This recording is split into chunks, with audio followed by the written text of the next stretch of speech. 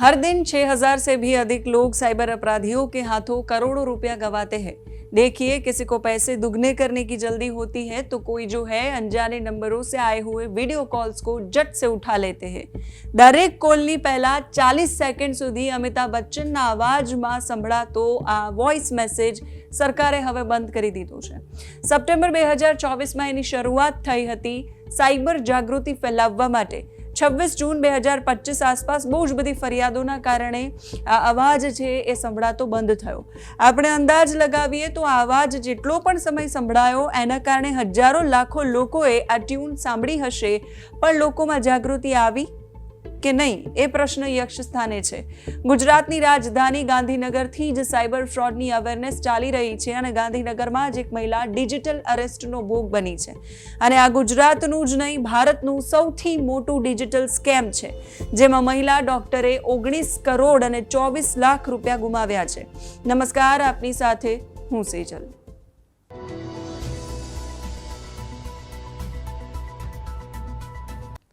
તમને જાણીને આશ્ચર્ય થશે કે અત્યાર સુધી ભારતમાં જેટલા ડિજિટલ અરેસ્ટના કિસ્સા સામે આવ્યા છે એમાં ડિજિટલી ધરપકડનો સમય 40 કલાક સુધીનો હતો અને સૌથી મોટી રકમ એક જ વ્યક્તિ પાસેથી સેરવી લેવાઈ હોય તો એ 12 લાખ રૂપિયાની છે।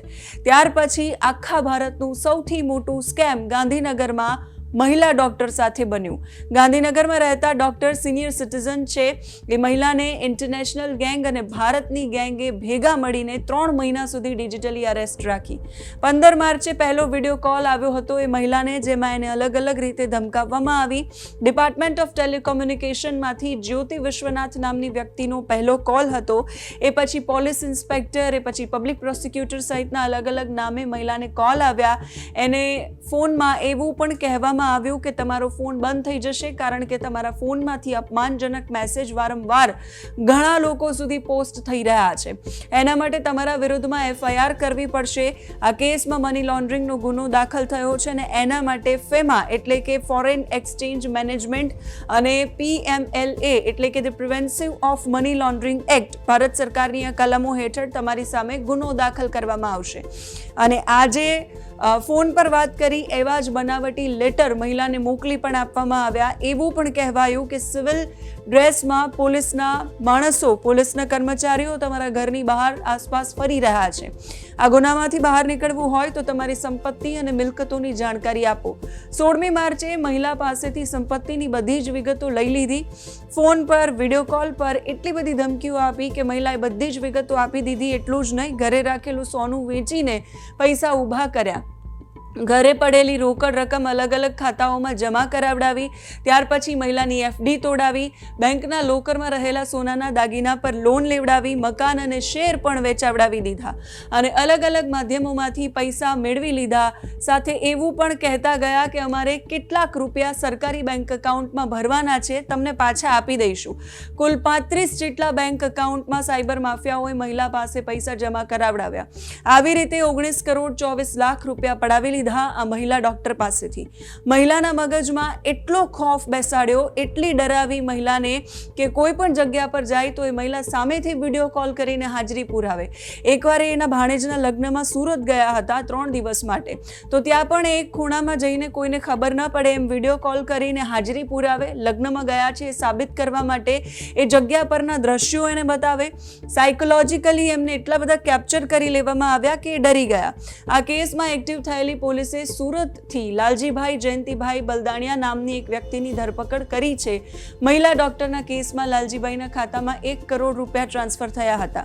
પૈસા જમા થયા પછી ઠગ ટોળકીએ એવું કહ્યું હતું કે ફેમા અને PMLA એક્ટના સરકારી એકાઉન્ટમાં પૈસા જમા થયા છે અને ફ્રીઝ થઈ ગયા છે, એટલે તમને પૈસા પાછા નહીં મળી શકે।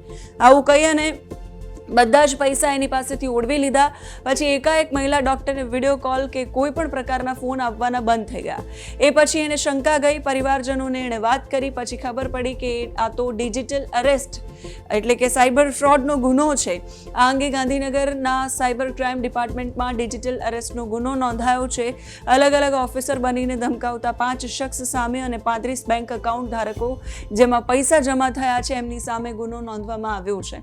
સાયબર માફિયાઓ ઘટનાઓનો ભોગ બનેલી મહિલાનું માનસિક સંતુલન ડામાડોળ થઈ ગયું છે.